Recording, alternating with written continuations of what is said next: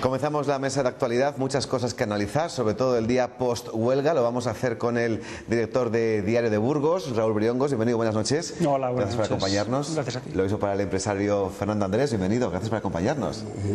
Gracias a vosotros por invitarme. Un placer. Y también para el responsable del metal, comercio de UGT, el señor Pedro Hojas, bienvenido, gracias por acompañarnos. Buenas noches y gracias por estar aquí con vosotros. Que de todos los de la mesa, ¿quién tuvo más trabajo ayer?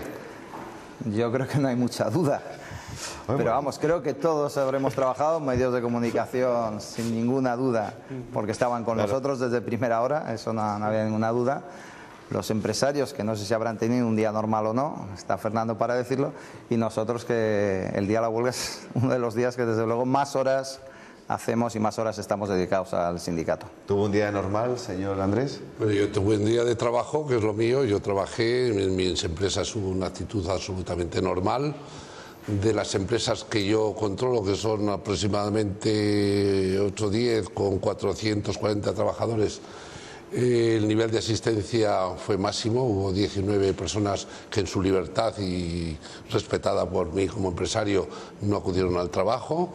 Y para nosotros fue un día muy normal, trabajamos, atendimos a los clientes con absoluta normalidad y bueno, pues hacemos lo que hacemos siempre, trabajar. Y para el Diario de Burgos fue un día atípico, con una sobrecarga de trabajo, ¿no? El día previo y luego el siguiente, claro.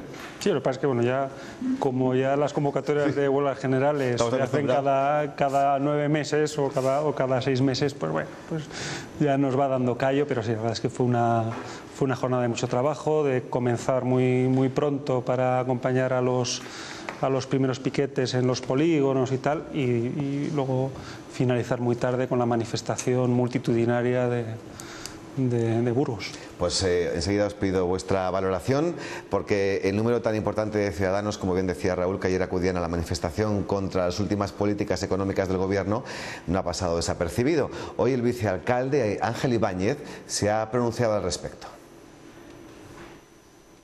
Vamos a reiterar, ¿no?, el respeto a esas manifestaciones, porque pues efectivamente muestran un sentir ciudadano generalizado, y ante ello no nos queda más remedio que desde las instancias públicas a destinar todos los esfuerzos posibles en trabajar todos en la misma dirección, que es la de intentar salir de una vez de esta crisis que está asfixiando a muchas familias.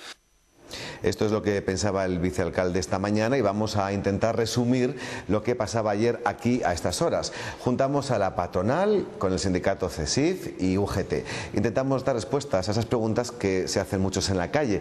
¿Se respetan los servicios mínimos? O, por ejemplo, ¿son necesarios los piquetes? La de ayer fue una huelga sin incidentes reseñables, aunque sí hay quien critica que no se cumplieran los servicios mínimos en algunos organismos. El caso más llamativo, el de los autobuses urbanos. Como el tema sanitario no ha secundado la huelga, los autobuses eran precisamente para cubrir las rutas hacia el hospital, pues era una manera de boicotear que las personas, la población civil, que hoy posiblemente tuviese su cita en el médico, no haya podido asistir. Uno de los temas a debate en las últimas huelgas generales es la función de los piquetes informativos. CESIF, sindicato que no apoyó la huelga de ayer, considera que este papel está ya fuera de lugar. Me parece indignante que en un Estado democrático los piquetes todavía sigan existiendo. ¿No? Tendría que haber una normativa que los prohibiera. Nuestro sindicato ha hecho huelgas en otras ocasiones y jamás hará un piquete, porque el piquete informativo que llamamos es un piquete coactivo. Por su parte, el exsecretario general de UGT en Burgos criticó a quienes no secundaron la huelga. A su juicio es el único modo de protesta con resultados óptimos. Los avances sociales en este país, en la historia, se han conseguido con lucha y con huelgas. Y no han venido los empresarios y los gobiernos de ningún género a regalar nada. Entonces, esta es una huelga más que el gobierno tendrá que tomar nota, porque por la línea que en este momento están llevando nos llevan a todos al precipicio. Reacciones a la jornada de huelga del debate organizado en Noticias 3. Pues yo no sé si será bueno, es una pregunta que ya dejo aquí a la mesa, que se hable más del miedo, de los piquetes, que de las verdaderas razones por las que se convocaba este paro, Raúl. Yo, y lo he comentado en alguna otra ocasión, en esta convocatoria yo creo que no había un mensaje claro, porque los recortes del gobierno son evidentes, a algunos les pueden parecer excesivos y hay muchas teorías que dicen que no es el camino para salir de la crisis. Pero claro, habiendo una huelga general en marzo con una convocatoria clara, que era contra la reforma laboral, unos meses después hacer una con un planteamiento tan etéreo como los recortes, quizás no tenga la fuerza necesaria para hacer salir a una huelga. Y se ha visto que en Burgos no tanto, porque en Burgos sí que es cierto que el comercio paró en gran mayoría y en la industria también, aunque bueno, la patronal lo achaque al miedo. Pero en otras ciudades y en general en el conjunto del país no ha sido tan exitosa la jornada de huelga como la manifestación. Con lo cual sí que es cierto que hay un sentimiento de hartazgo ciudadano, pero que no se canaliza de la manera más correcta a través de una huelga. Yo creo que ese es el mensaje que yo creo que además para los sindicatos también ha quedado claro, ¿no? Es decir, la huelga general tiene que ser un mecanismo extremo para una situación extrema y que responda a un hecho concreto de un gobierno que se pueda dar marcha atrás, como una reforma laboral o una normativa especialmente restrictiva. Para algo etéreo como una determinada política de recortes, creo que es más efectivo manifestaciones a las 8:30 en todas las capitales de provincia que demuestran la fuerza del hartazgo ciudadano y que no tienen como contrapartida el gasto enorme que supone una huelga general en un momento además en el que bueno, pues, no estamos para determinados dispendios, ¿no? Muy bien, Fernando. Hombre, yo sí me gustaría hablar de forma generalizada, con absoluto respeto a las necesidades de que el sindicato o los sindicatos deben existir, y respeto, por supuesto, a aquellos sindicalistas que de buena fe van a servir a sus compañeros de trabajo y no a aquellos que se vienen a servir del puesto que a ver los ailos. Yo creo que en esta situación lo que es necesario comprobar si las instituciones que promueven determinadas actividades sociales tienen la autoridad moral para poderlo hacer.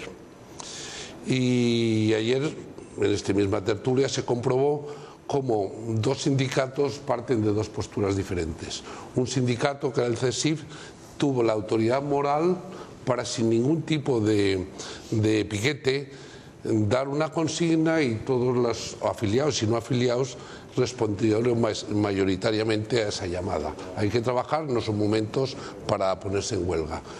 Y hay otros sindicatos que creo que España no se los merece en esta línea, que yo creo que han perdido la autoridad moral, y yo creo que en vez de ser parte de la solución empiezan a ser parte del problema. Y vuelvo a repetir, con mucho respeto a los sindicatos, porque desde mi punto de vista yo creo que unos sindicatos que están tan próximos a partidos políticos ya han perdido credibilidad.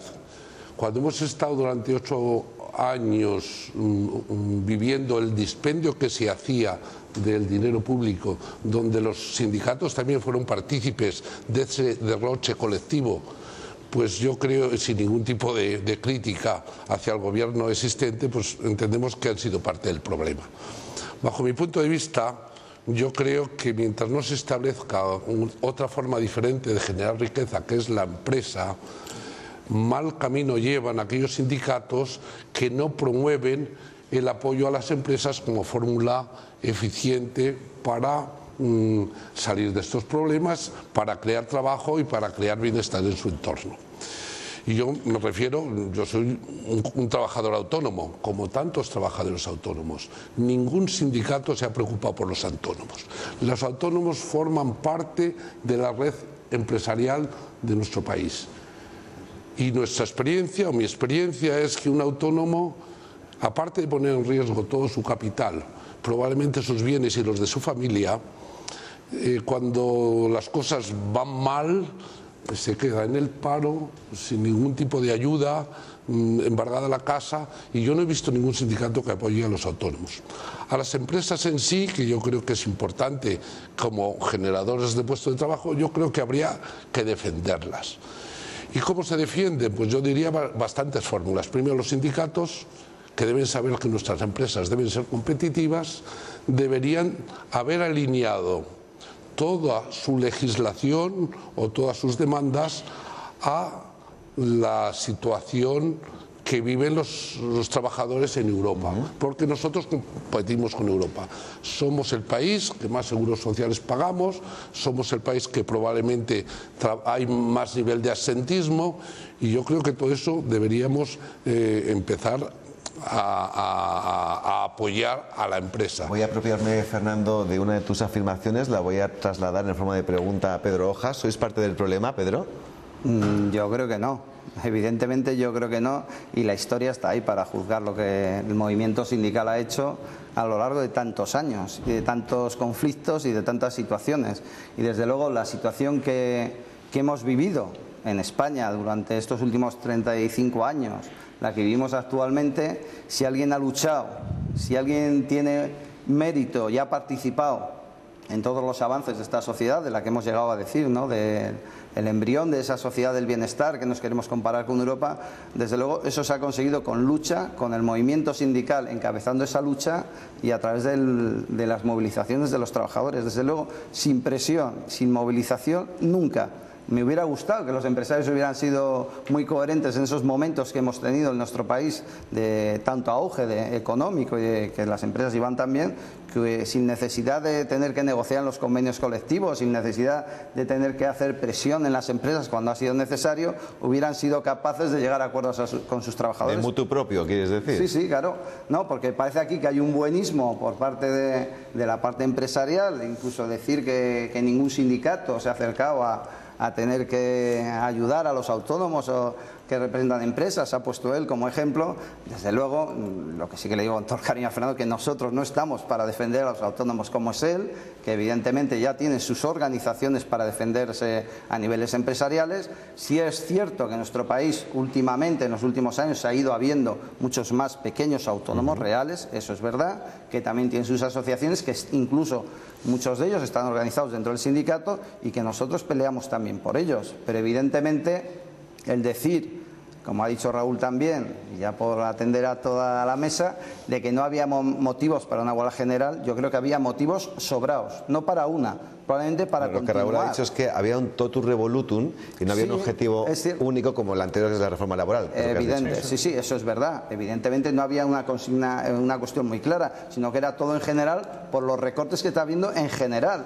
Es decir, ayer preguntabas a los ciudadanos y unos te decían por lo que está pasando en educación, por lo que está pasando en sanidad, por lo que está pasando en los funcionarios públicos de los recortes de salario, por incluso también por la reforma laboral, que nosotros no nos hemos olvidado, que incluso el gobierno está legislando y está profundizando en algo que se ha demostrado que es erróneo, y ahí están los datos. Cómo va creciendo el desempleo, cómo va creciendo el paro en nuestro país de una manera alarmante. Es decir, estos señores llevan 11 meses gobernando nuestro país y todo lo que ellos decían, que era la confianza, que cuando ellos llegaban, que iban a llegar y iban a arreglar esto porque era un problema de confianza, se ha demostrado que es todo lo contrario, que ellos han llegado y el Partido Popular no ha solucionado los problemas reales de las personas.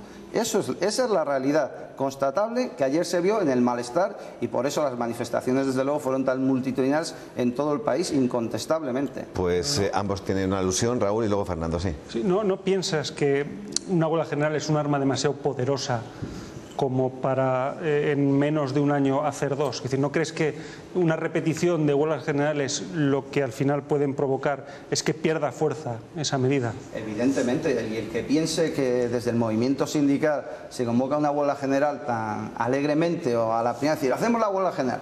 Evidentemente no, hay mucho debate interno, incluso hay posiciones contrarias, hay posiciones que se analizan y bueno, pues evidentemente todos somos conscientes de la situación. Y cuando se ha convocado esta huelga general, también se ha hecho dentro de un movimiento, de un contexto europeo, no perdamos el objetivo de un contexto europeo. Es verdad que en los países del sur, Portugal, Grecia, España, Italia, es donde por desgracia se está cebando de una manera más alarmante la crisis, donde incluso bajo nuestro punto de vista se están ensayando cuestiones, estas reformas que están habiendo económicas que afectan a todo el Estado social que se ha creado en Europa. Creemos que es un banco de pruebas, y así lo están temiendo ya en Alemania, lo están temiendo en Francia, que se puede trasladar no tarda en un futuro no muy lejano, que les va a llegar a ellos. Y todo el movimiento sindical europeo está preocupado por lo que está pasando. Y nosotros lo que decimos es que en esta crisis, que es profunda, que es tremenda, que teníamos que remar todos a favor, en eso estamos de acuerdo, nosotros en España nos hemos encontrado con un gobierno que no ha querido dialogar con nosotros. No ha querido, esa es la única, vamos, es una de las realidades más constatables. El gobierno no quiere negociar con los agentes sociales y en este país ha salido situaciones muy graves. No olvidemos de dónde venimos, desde cuando empezó la democracia hasta ahora. Y los pasos que se han dado en todo este proceso y los acuerdos sociales. Podemos empezar hablando de los pactos de la Moncloa, de todas las reconversiones industriales de los primeros años 80 que se hicieron, etcétera. Es decir, que el movimiento sindical haya estado. Y podemos culminar, si queremos, con lo que firmamos el martes, un día antes de la huelga, el acuerdo para el plan industrial de Renault. Es decir, que cuando se dialoga, cuando se quiere dialogar, encontramos soluciones. Y soluciones consensuadas como por los sindicatos. Pero hay que querer dialogar. Y este gobierno, desde luego, no quiere dialogar, no quiere oír otras opiniones. Pero simplemente por un asunto de estrategia, ¿no hubiera dado más fuerza a los sindicatos una manifestación incontestable en toda España que una huelga previa? Que dice que al final está sujeto a la interpretación. Sobre el papel, que lo entiendo lo que me estás planteando, pero no nos engañemos. Si probablemente hubiéramos convocado solo la manifestación, ¿de verdad creéis, sin haber hecho el día de huelga, que hubiera sido tan multitudinaria? Yo creo que sí. Yo creo que el crear el ambiente, el verlo, es decir, que la gente lo palpe en sus carnes, ¿no? Lo que ha pasado, que haya muchos trabajadores que han hecho un esfuerzo tremendo, mucho, porque en la situación que estamos, con los salarios que hay, no olvidemos que se descuenta el día. Que habría que analizar también por qué. Según la patronal, muchos se van a descontar el día de vacaciones. No lo sé. Sí. Evidentemente, negar que hay algunas empresas que lo hayan hecho no lo voy a negar, porque es verdad. Las más importantes, de hecho, ¿no? No lo sé. Eso puede ser un pacto. Tampoco conozco el día a día de cada empresa, pero desde luego el esfuerzo que han hecho, incluso partiendo de la base que puede haber, y de hecho habrá seguro lo del pacto que se ha hecho de vacaciones o de día de libre disposición, pero es un esfuerzo del trabajador que está poniendo a disposición un día. Pero ¿por qué no hacemos el análisis al revés? ¿Por qué no pensamos que puede haber muchos de esos trabajadores que no han ido a la huelga?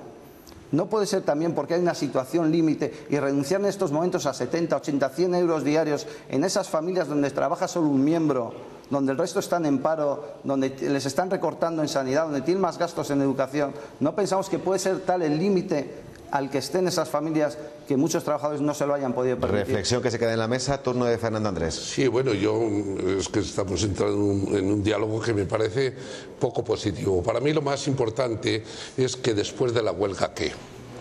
Yo antes estaba haciendo unos comentarios sobre lo que son los sindicatos y yo entiendo y los respeto que indudablemente todos los avances sociales no es un logro de los sindicatos. Yo creo que somos muchos los empresarios que tenemos criterios muy claros de nuestra responsabilidad social y muchísimos empresarios, sobre todo pequeños empresarios y probablemente no multinacionales, donde las valoraciones humanas en nuestra relación con los trabajadores es magnífica y sabemos que nosotros el crear un puesto de trabajo más es un éxito empresarial.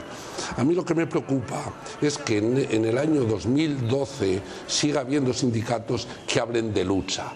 Hablando de lucha, yo creo que lo que solo puede existir es confrontación.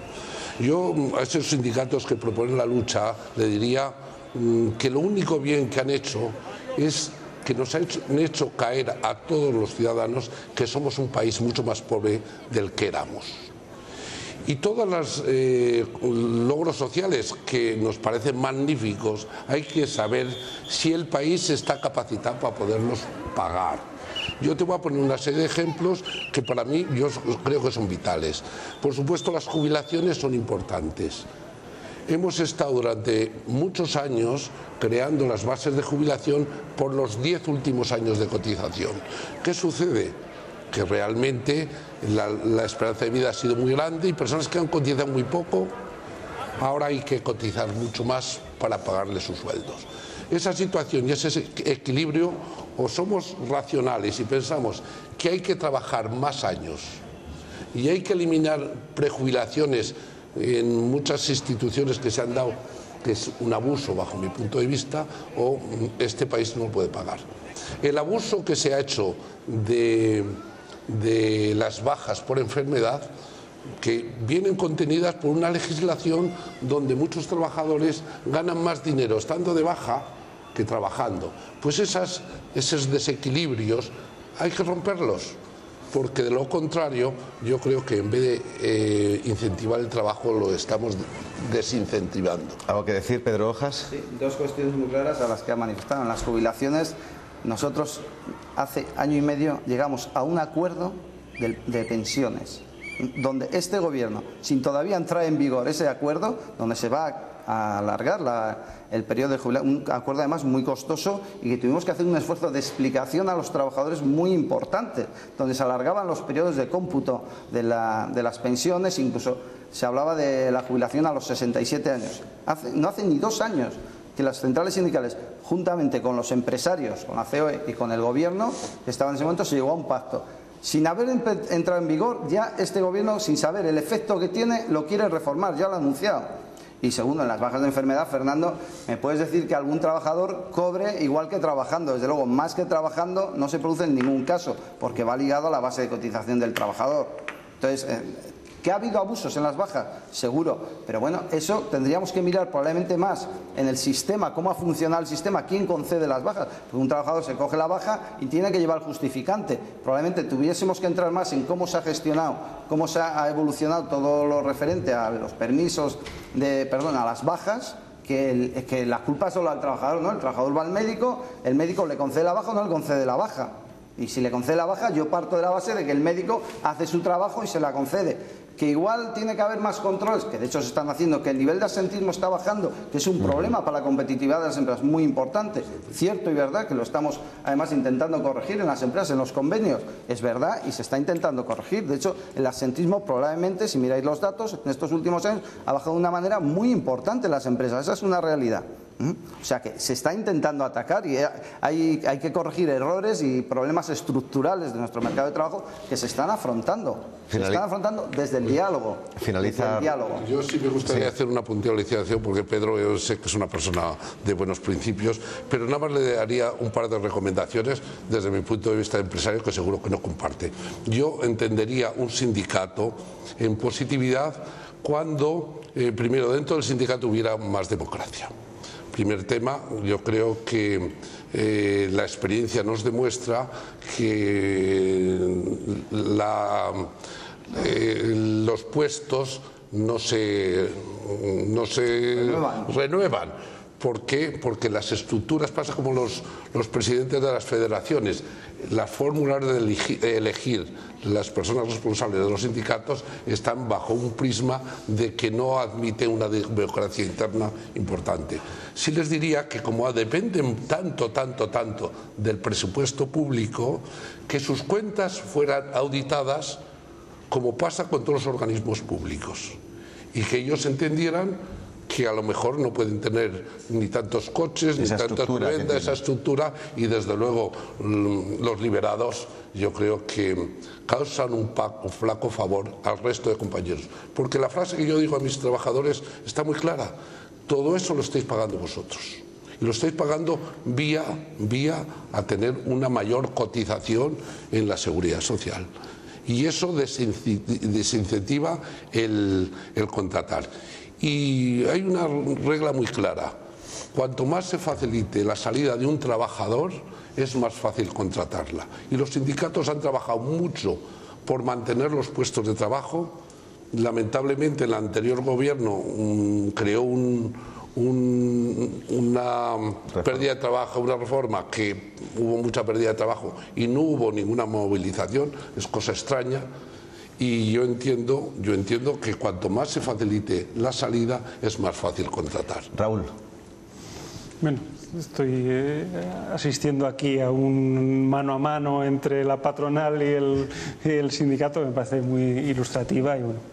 Es evidente que son dos posturas completamente divergentes que no han llegado a un acuerdo. Pero yo creo que al final el tema de las mejoras salariales, de las mejoras sociales, es verdad que ha sido gracias a los sindicatos, pero también es verdad que ahora son tiempos no de exigir nuevas medidas, nuevas cuestiones y nuevas medidas que... No, y sobre todo nuevas asistencias sociales, sino ahora lo que estamos es en conseguir frenar el abultado abultada tasa de paro. Es decir, yo creo que ese es un objetivo en el que tienen que estar de la mano sindicatos, patronal y gobierno.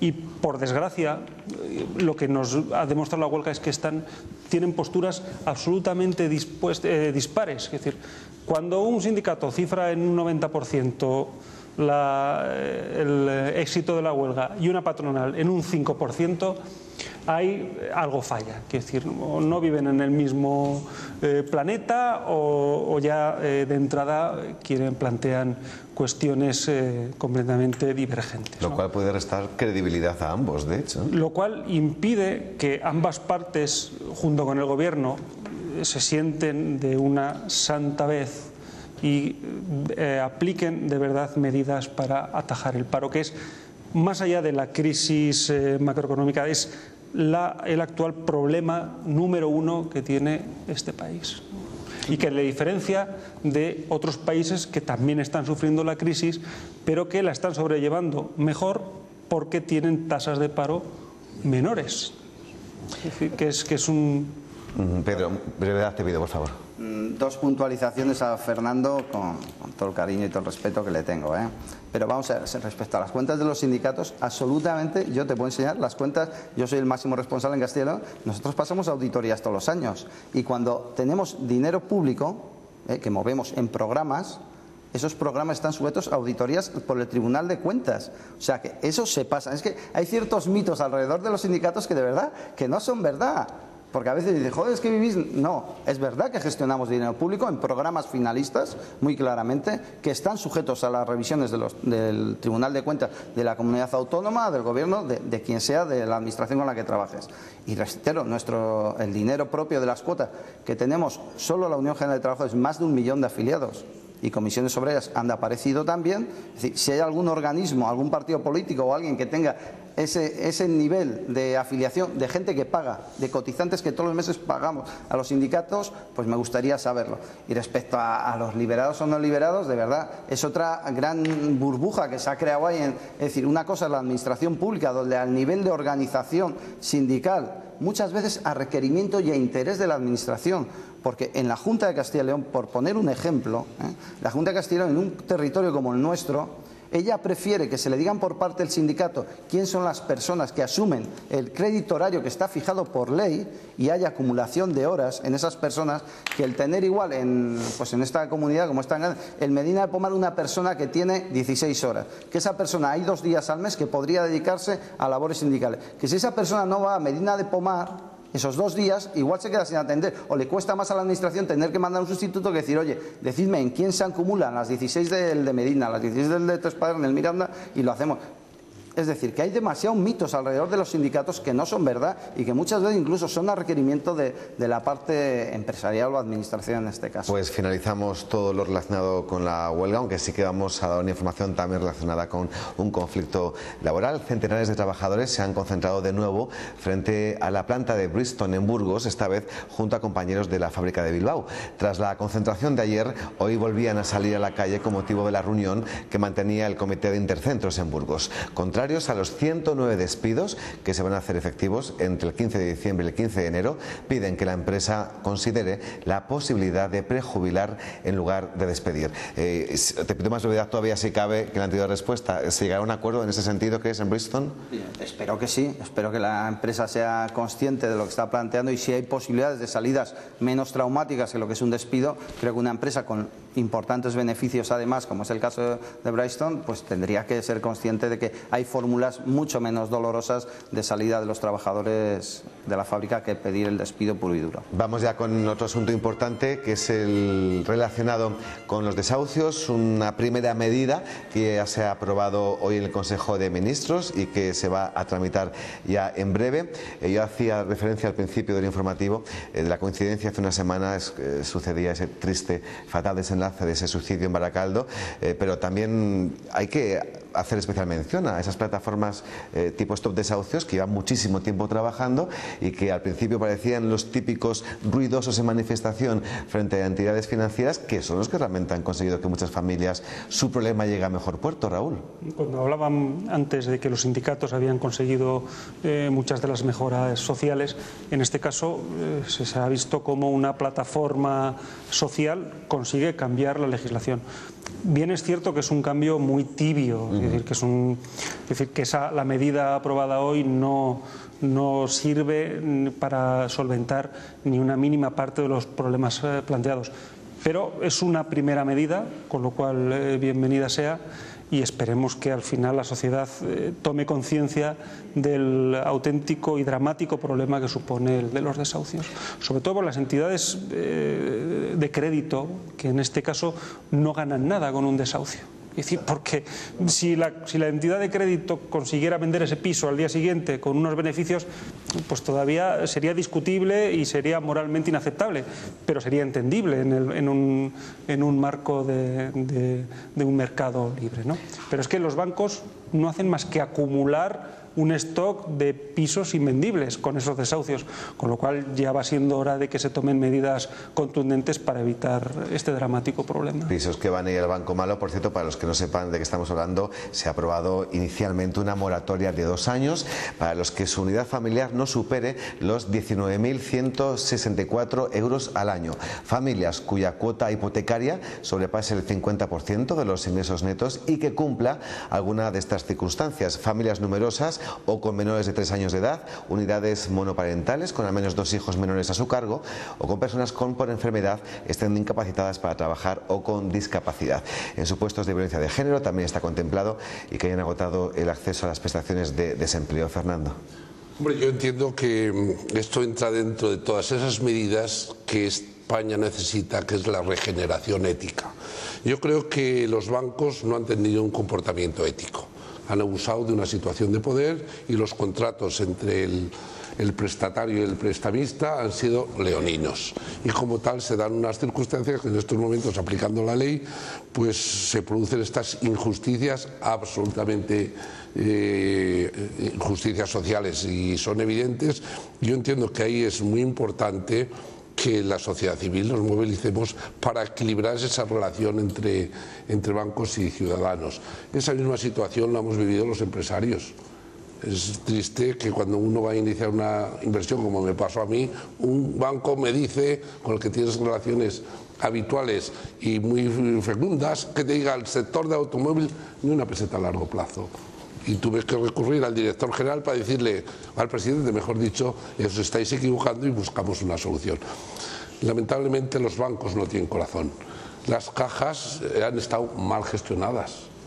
Y yo creo con el amparo de muchos ciudadanos y muchas personas que han podido influir, empezando por empresarios y siguiendo por sindicalistas que estaban en esas juntas de gobiernos. Se han permitido y se permiten todavía, bajo mi punto de vista, unos ingresos a los directivos o juntas rectoras que son injustificables moralmente, porque nadie tiene capacidad para producir lo que ellos ganan. Y todas esas cosas yo creo que, bueno, pues la crisis nos va a venir bien para que cada uno nos pongamos en nuestro sitio y todos tengamos mucho más rigor, el empresario sea mejor empresario, el trabajador mejor trabajador y los bancos entiendan que es el engranaje para que este país tire para adelante. Ha quedado claro, los bancos no tienen corazón. No tienen corazón, no tienen corazón. Finalizamos contigo, Pedro. No, yo, bueno, saludar en principio esta norma que ha sacado el Gobierno, creo que va en la línea correcta, creo que es insuficiente, coincido con Raúl, y lamentar que haya tenido que ocurrir todo lo que ha ocurrido en la sociedad para que los gobernantes y los políticos en general se den cuenta de lo que ocurre, ¿no? Se tenían que ir adelantar a los problemas de la sociedad y por desgracia se ha demostrado, como en este caso, que van por detrás de los problemas reales de la sociedad. Ahí tendrían que tener más permeabilidad a empaparse de lo que realmente ocurre en la sociedad y no que tuvieran que ocurrir desgracias personales para tomar medidas. Pues para complementar lo que se ha aprobado hoy en Consejo de Ministros, decirles que se va a crear un fondo social de viviendas destinado al alquiler social, se entiende, que estará compuesto por los inmuebles adjudicados por impagos propiedad de la banca. Así finalizamos. Gracias, Raúl Briongos, Fernando Andrés y Pedro Hojas por vuestra presencia. Buenas noches. Buenas noches.